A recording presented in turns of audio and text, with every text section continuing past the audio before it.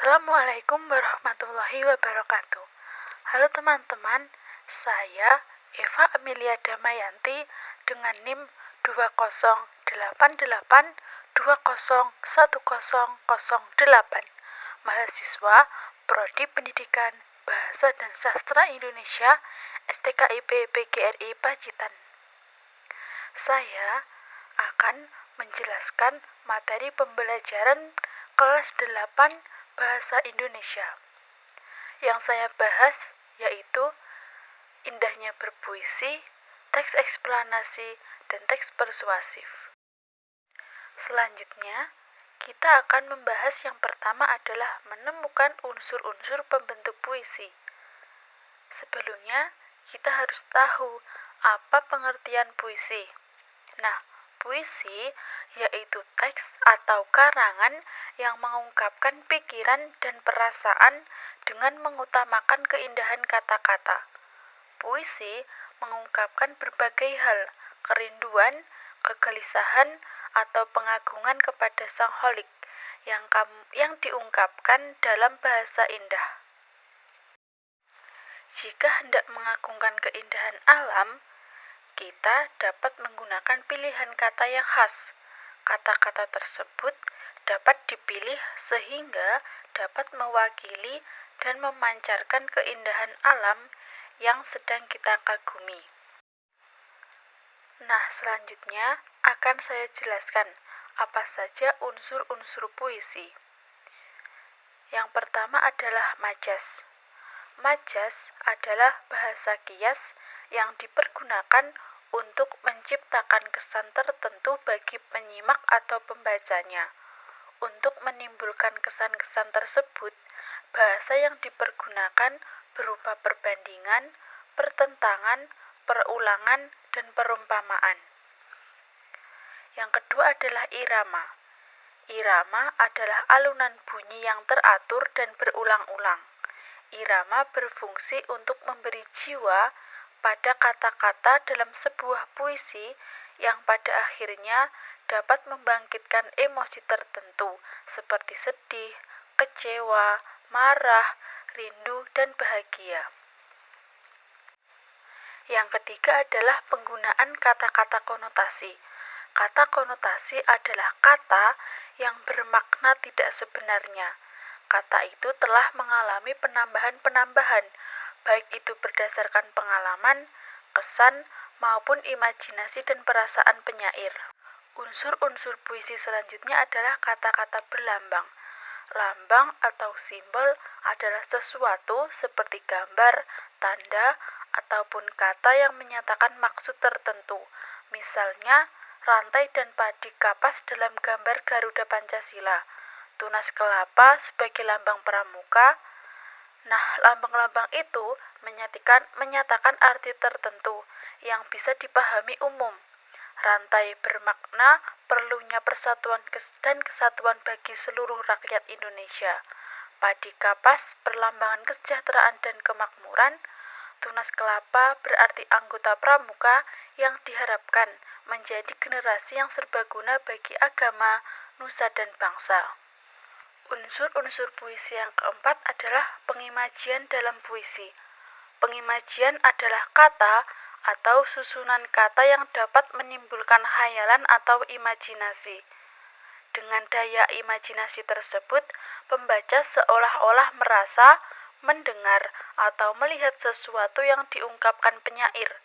Dengan kata-kata yang digunakan penyair, pembaca seolah-olah mendengar suara, melihat benda-benda, atau meraba dan menyentuh benda-benda.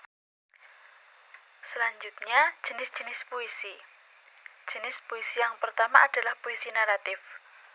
Puisi naratif mengungkapkan cerita atau penjelasan penyair. Puisi ini terbagi ke dalam beberapa macam, yaitu balada dan romansa. Balada adalah puisi yang berisi cerita tentang orang-orang perkasa ataupun tokoh pujaan. Contohnya, balada orang-orang tercinta dan blues untuk Boni karya W.S. Rendra. Nah, romansa sendiri adalah jenis puisi cerita yang menggunakan bahasa romantik yang berisi kisah percintaan yang diselingi perkelahian dan petualangan. Rendra juga banyak menulis romansa. Yang kedua adalah puisi lirik. Puisi lirik adalah jenis puisi yang terbagi dalam beberapa macam, misalnya elegi, ode, dan serenada. Elegi adalah puisi yang mengungkapkan perasaan duka. Serenada ialah sajak percintaan yang dapat dinyanyikan. Ode adalah puisi yang berisi pujaan terhadap seseorang, sesuatu hal, atau suatu keadaan. Yang ketiga adalah puisi deskriptif. Dalam jenis puisi ini, penyair bertindak sebagai pemberi kesan terhadap keadaan atau peristiwa, benda, atau suasana yang dipandang menarik perhatiannya. Puisi ini termasuk ke dalam jenis puisi deskriptif, misalnya satir dan yang bersifat kritik sosial. Satir adalah puisi yang mengungkapkan perasaan tidak puas penyair terhadap suatu keadaan, namun dengan cara menyindir atau menyatakan keadaan sebaliknya. Nah, puisi kritik sosial adalah puisi yang juga menyatakan ketidaksenangan penyair terhadap keadaan atau terhadap diri seseorang, namun dengan cara memberikan atau membeberkan kepincangan atau ketidakberesan keadaan orang tersebut. Kesan penyair juga dapat kita hayati dalam puisi impresionistik yang mengungkapkan kesan atau impresi penyair terhadap suatu hal. Yang terakhir adalah memilah unsur-unsur puisi. Unsur-unsur puisi meliputi majas, irama, kata-kata konotasi, dan kata-kata berlambang. Unsur tersebut berfungsi sebagai unsur fisik puisi, yakni unsur yang dapat dikenali langsung oleh pembaca karena sifatnya. Nah, sifatnya adalah tersurat. Di samping itu, ada pula unsur batin, yakni unsur yang tersembunyi di balik unsur-unsur fisik. Untuk menemukannya, harus memahami terlebih dahulu puisi itu dengan baik. Dengan cara demikian, akan tersingkap unsur batin yang di dalamnya meliputi tema, amanat, perasaan penyair, dan nada atau sikap penyair terhadap pembaca. Yang pertama adalah tema. Tema adalah pokok persoalan yang akan diungkapkan oleh penyair. Pokok persoalan atau pokok pikiran itu kuat mendesak dalam jiwa penyair, sehingga menjadi landasan utama dalam puisinya. Amanat puisi. Amanat adalah pesan atau nasihat, merupakan kesan yang ditangkap pembaca atau pendengar setelah membaca atau mendengar pembacaan puisi. Selanjutnya adalah perasaan penyair. Puisi merupakan sebuah wujud ekspresi dari seorang penyair. Ekspresi tersebut dapat berupa kerinduan, kegelisahan, pengagungan kepada Tuhan, kepada alam, atau kepada kekasih. Nah, yang terakhir adalah nada. Nada dalam puisi memuat sebuah sikap bagaimana puisi itu dibacakan. Bernada apakah merupakan sebuah nasihat, kritik, sindiran, ejekan, atau cerita. Nada tersebut nantinya akan dirasakan oleh pembaca setelah membaca puisi, yakni adanya perubahan suasana tertentu. Nah, bab selanjutnya yang akan kita bahas adalah urutan cerita menarik dalam teks eksplanasi. Pada bab ini, kita akan mempelajari yang pertama, menentukan ciri-ciri teks eksplanasi. Yang kedua, meringkas teks eksplanasi. Yang ketiga, menelaah isi struktur dan kaidah teks eksplanasi. Dan yang keempat adalah menulis teks eksplanasi. Yang pertama akan saya jelaskan menentukan ciri-ciri teks eksplanasi. Sebelumnya kita harus tahu apa pengertian teks eksplanasi. Teks eksplanasi adalah bacaan-bacaan yang menjelaskan proses terjadinya fenomena alam, sosial, atau budaya. Dapat juga berkenaan dengan tubuh manusia. Yang kedua, ciri-ciri teks eksplanasi. 1. Isinya faktual atau benar adanya. Isi teksnya bersifat benar adanya sesuai kenyataan atau apa adanya, jadi tidak berdasarkan opini penulis. Yang kedua, bersifat ilmiah, menjelaskan objek atau peristiwa yang dapat dipelajari menggunakan ilmu pengetahuan atau isinya termasuk karya ilmiah. Yang ketiga adalah bersifat informatif. Isinya berupa informasi mengenai objek atau fenomena yang diberikan kepada orang lain atau pembaca. Yang keempat adalah memuat hal umum. Sebagian besar pembahasannya memuat fenomena umum, sosial, dan objek lain, lalu dijelaskan secara detail dengan bahasa yang mudah dimengerti. Nah, yang kelima, terdapat sequence makers. Dalam teks eksplanasi, terdapat sequence makers atau penyampaian urutan, misalnya ke satu, kedua, ketiga, dan sebagainya. Selanjutnya adalah meringkas teks eksplanasi. Nah, tata caranya yang pertama adalah menentukan teks eksplanasi. Untuk meringkas teks eksplanasi, perlu mengawalinya dengan memahami gagasan pokok atau ide pokok dari paragraf-paragrafnya. Yang kedua, langkah-langkah meringkas teks eksplanasi. Ringkasan disusun berdasarkan bagian-bagian penting yang ada di dalam teks. Gagasan penting itu biasanya berupa gagasan pokok yang letaknya bisa di bagian awal ataupun pada bagian akhir paragraf. Gagasan pokok yang ada pada teks itu lalu dicatat hasilnya, dipadukan dan diceritakan kembali dengan menggunakan kata-kata yang sendiri. Yang ketiga adalah menelaah isi, struktur, dan kaidah teks eksplanasi. Yang pertama, isi teks eksplanasi. Dalam pemaparannya, teks tersebut mungkin merupakan jawaban dari pertanyaan mengapa atau bagaimana. Nah, teks eksplanasi sebagai jawaban atau pertanyaan mengapa, uraiannya akan bersifat kausalitas. Teks eksplanasi sebagai jawaban atau pertanyaan bagaimana, uraiannya akan bersifat kronologis. Yang kedua adalah struktur teks eksplanasi. Teks eksplanasi dibentuk oleh bagian-bagian tertentu. Yang pertama adalah identifikasi fenomena, mengidentifikasi sesuatu yang akan diterangkan. Hal itu bisa terkait dengan fenomena alam, sosial, budaya, dan fenomena-fenomena alam lain. Yang kedua adalah penggambaran rangkaian kejadian, sebagai perincian atas kejadian yang relevan dengan identifikasi fenomena. Bagian ini dapat disusun dengan pola kausalitas ataupun kronologis. Yang ketiga adalah ulasan. Ulasan berupa komentar atau penilaian terhadap konsekuensi atas kejadian yang dipaparkan sebelumnya. Kemudian, kaidah kebahasaan teks eksplanasi. Teks eksplanasi memiliki kaidah-kaidah kebahasaan yang relatif berbeda dengan teks lain. Kaidah-kaidah yang dimaksud sebagai berikut. A. Menggunakan konjungsi kausalitas, antara lain sebab, karena, oleh sebab itu, oleh karena itu, sehingga. Yang kedua, menggunakan konjungsi kronologis atau hubungan waktu, seperti kemudian, lalu, setelah itu, pada akhirnya. Yang ketiga, menggunakan kata benda yang merujuk pada jenis fenomena, bukannya pada ganti penceritanya.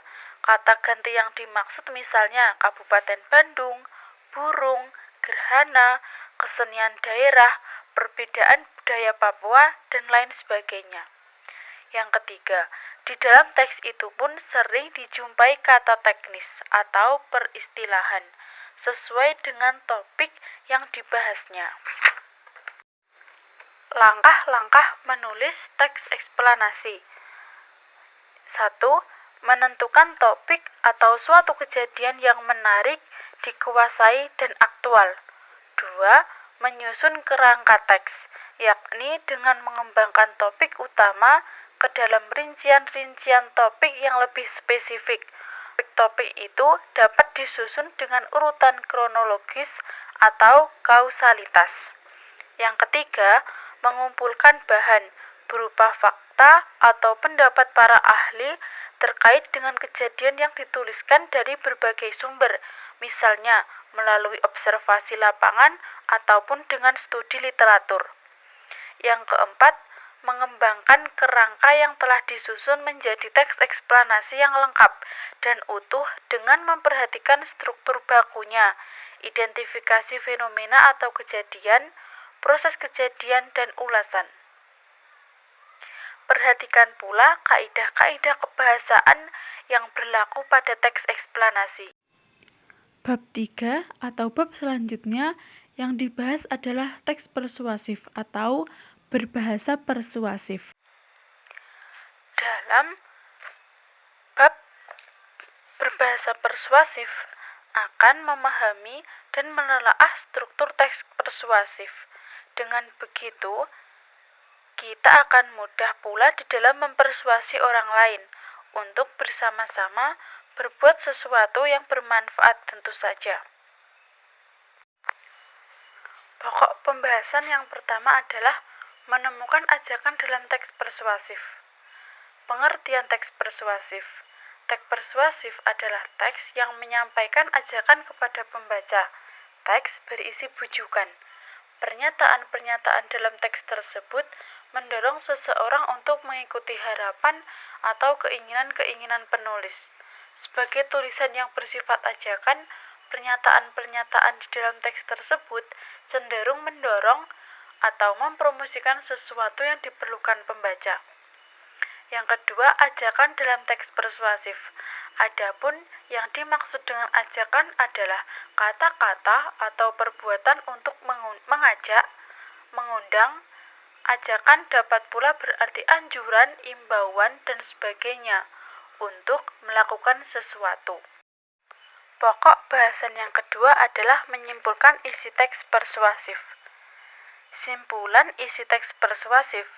Simpulan adalah rumusan akhir tentang sesuatu, misalnya teks. Simpulan disusun berdasarkan pemahaman atau penalaran kita terhadap keseluruhan isi teks itu, karena isi teks persuasif berkenaan dengan ajakan. Kesimpulan untuk tersebut tidak jauh dari jawaban atas pertanyaan, mengajak apa teks persuasi itu.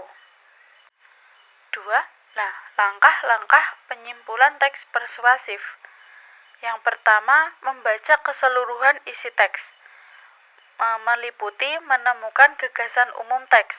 Yang kedua, mencatat bagian-bagian penting dari isi teks tersebut. Di awal atau di akhir paragraf, kita dapat mencatat bagian penting atau gagasan pokok. Yang ketiga adalah memahami hubungan logis antar bagian teks. Yang dimaksud di sini adalah hubungan kasualitas. Yang keempat adalah merumuskan simpulan akhir. Yang pasti simpulan adalah yang berupa simpulan ringkas dan jelas. Pokok bahasan selanjutnya adalah menelaah struktur dan kaidah kebahasaan teks persuasif. 1. Struktur teks persuasif. Teks tersebut dibentuk oleh beberapa bagian yang antar bagiannya disusun secara sistematis dan saling berhubungan. Teks itu diawali dengan pengenalan isu, diikuti dengan paparan sejumlah argumen. Setelah itu dinyatakan ajakan-ajakan yang diakhiri dengan penegasan kembali. A. Pengenalan isu, yakni berupa pengantar atau penyampaian tentang masalah yang menjadi dasar tulisan atau pembicaraannya itu. B. Rangkaian argumen, yakni berupa sejumlah pendapat penulis atau pembicara terkait dengan isu yang dikemukakan pada bagian sebelumnya. Pada bagian ini dikemukakan pula sejumlah fakta yang memperkuat argumen-argumennya itu. C. Pernyataan ajakan, yakni sebagai inti dari teks persuasif, yakni di dalamnya dinyatakan dorongan kepada pembaca atau pendengarnya untuk melakukan sesuatu, Pernyataan itu mungkin disampaikan secara tersurat ataupun tersirat. Adapun kehadiran argumen berfungsi untuk mengarahkan dan memperkuat ajakan-ajakan itu. D.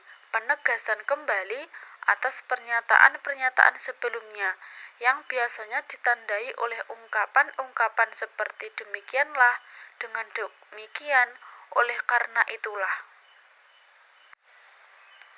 Kaidah-kaidah kebahasaan teks persuasif.